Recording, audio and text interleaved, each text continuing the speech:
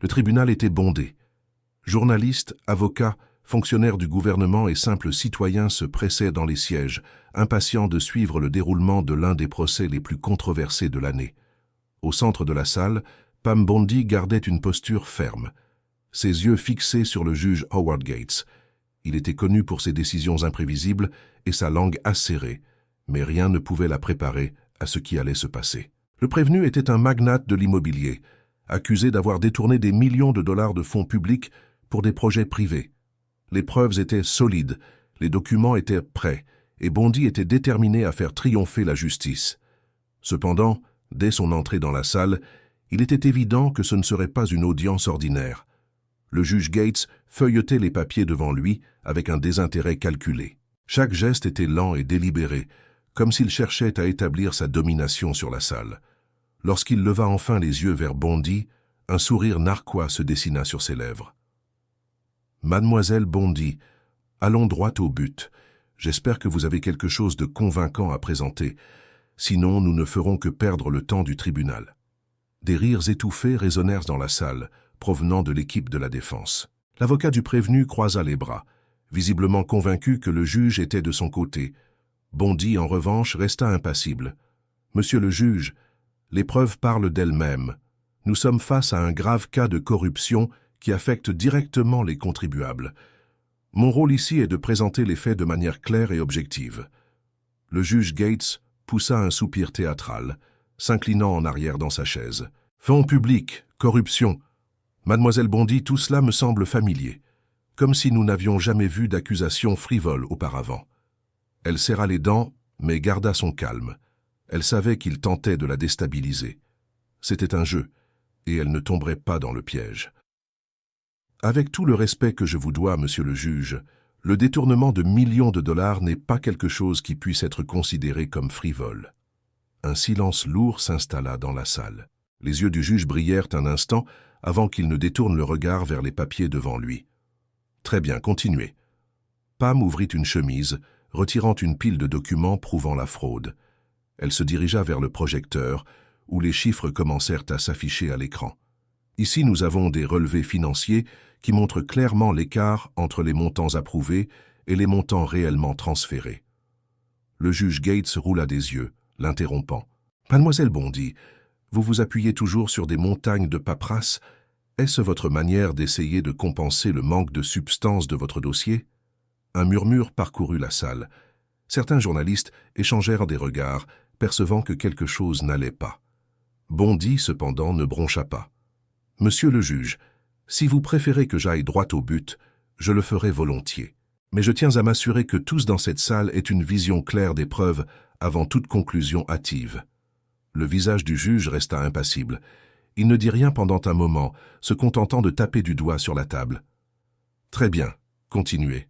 Mais soyez brève. » Pam poursuivit, pointant du doigt l'écran où les relevés étaient affichés. « Comme vous pouvez le voir, les fonds destinés au développement des infrastructures ont été détournés vers des comptes privés appartenant aux prévenus.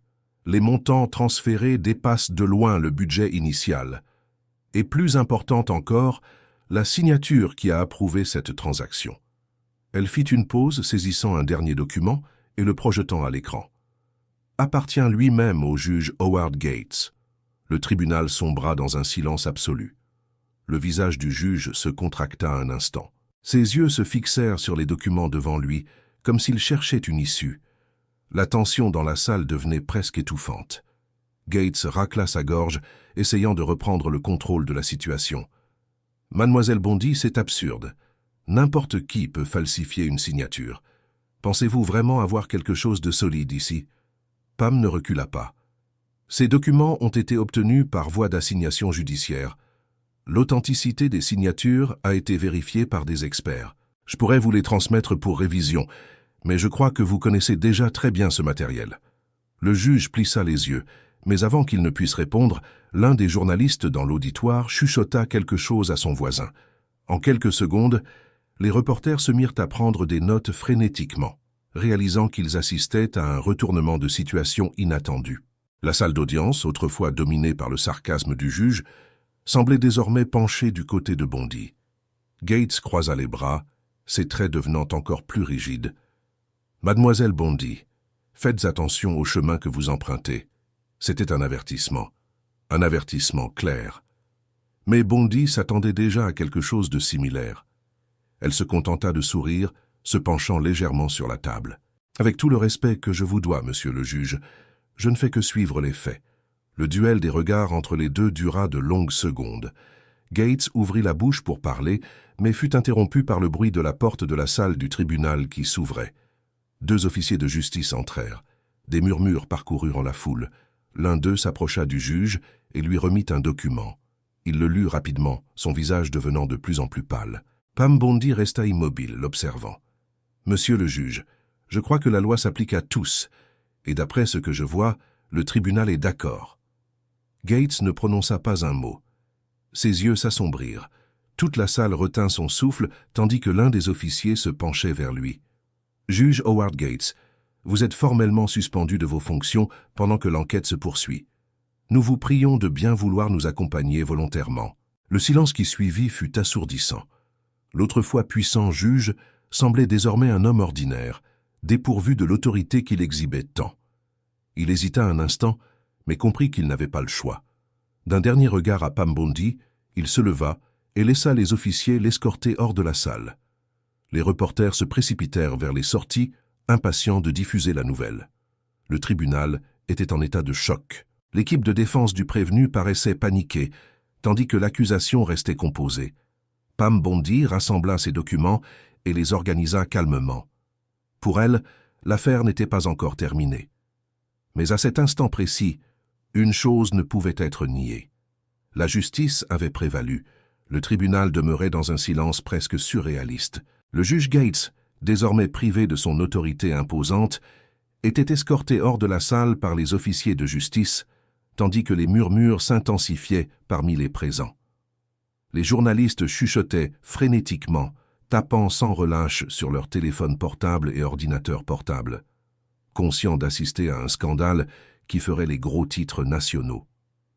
Pam Bondy observait tout sans se laisser emporter par l'émotion du moment. Elle savait que ce n'était que le début. L'affaire était toujours en cours, et l'influence du juge corrompu aurait pu compromettre toute l'enquête. Son travail n'était pas terminé. L'avocat de la défense du prévenu, un homme qui jusque-là arborait un sourire présomptueux, semblait désormais pâle et hésitant. Il regardait de tous côtés comme s'il tentait de calculer la meilleure manière de réagir face au désastre dont il venait d'être témoin. Pam saisit l'occasion. « Monsieur le juge, avec la révocation du juge Gates de ce procès, je demande qu'un nouveau magistrat soit nommé afin de poursuivre les procédures en toute impartialité. » L'agent chargé de la session, un auxiliaire du tribunal, fit un signe de tête bref et sérieux. « La demande sera examinée immédiatement. Nous suspendons cette audience jusqu'à ce qu'un nouveau juge prenne en charge l'affaire. » Un bruissement se fit entendre parmi les avocats présents, et les journalistes ne perdirent pas de temps pour se diriger vers les caméras à l'extérieur. La nouvelle d'un juge exposé pour corruption en pleine session était le genre de scandale qui alimenterait des semaines de débats politiques et juridiques. Pam Bondy rassembla ses documents, gardant sa contenance. En traversant les couloirs du tribunal, elle sentit le poids des regards sur elle. Certaines personnes la saluaient discrètement, d'autres se contentaient de l'observer en silence. Il n'était pas rare qu'elle fasse face à des regards de désapprobation mêlés d'admiration. Lorsqu'elle arriva enfin au parking, elle sentit son téléphone vibrer. Un message d'un contact interne du ministère de la Justice s'afficha à l'écran. « Nous avons des informations supplémentaires sur Gates. Vous devez voir cela. C'est pire que ce que nous imaginions. » Pam lut le message 2 fois avant de répondre. « Envoyez-moi tout, je suis en route. » Elle monta dans sa voiture et se dirigea vers le bureau du parquet. Il ne fallut pas longtemps avant que ses collègues l'accueillent avec des expressions de tension et d'attente. « Qu'avez-vous trouvé ?» demanda-t-elle, ouvrant déjà son ordinateur portable pour analyser de nouveaux documents. L'un des enquêteurs jeta une clé USB sur la table. Relevés bancaires, paiements irréguliers, transferts occultes et liens directs entre Gates et plusieurs hommes d'affaires influents. Il ne se contentait pas de couvrir la corruption. Il en faisait partie. Pam absorba l'information en silence, naviguant à travers les fichiers. Chaque nouvelle ligne de transaction ne faisait que confirmer que l'affaire allait bien au-delà de ce qu'elle avait initialement imaginé. Ce n'était pas simplement un juge partial, c'était un système entier compromis. Si cela est confirmé, commença timidement l'un des avocats, nous ne parlons pas seulement d'un juge corrompu, cela pourrait mener à des enquêtes au niveau fédéral. Pam prit une profonde inspiration. Elle savait ce que cela signifiait. Le scandale ne s'arrêterait pas là. Et plus que jamais, elle devait veiller à ce que rien ne soit étouffé. Le lendemain, la réouverture du procès se déroula sous le regard attentif des médias. Un nouveau juge avait été désigné, et il semblait déterminé à restaurer la crédibilité du tribunal. Cette fois, le ton de l'audience était différent. Sans la présence de Gates pour manipuler l'affaire, les preuves furent présentées sans interruption ni mépris. Chaque document fut analysé, chaque témoignage entendu. Le prévenu, qui paraissait autrefois confiant, gardait désormais le regard fixé sur la table, conscient que la donne avait changé. Pam Bondi resta ferme tout au long du procès. Sa voix était claire, précise, et chaque preuve présentée démantelait toute tentative de la défense de minimiser les accusations. À la fin, le verdict fut sans équivoque. Coupable. La condamnation du magnate impliqué dans le stratagème n'était que le début. Dans les jours qui suivirent, des enquêtes parallèles furent ouvertes, reliant d'autres noms influents au détournement de fonds publics. Le nom de Howard Gates continua de surgir dans les rapports, et son implication avec des hommes d'affaires corrompus ne fit qu'augmenter à mesure que de nouveaux documents étaient examinés.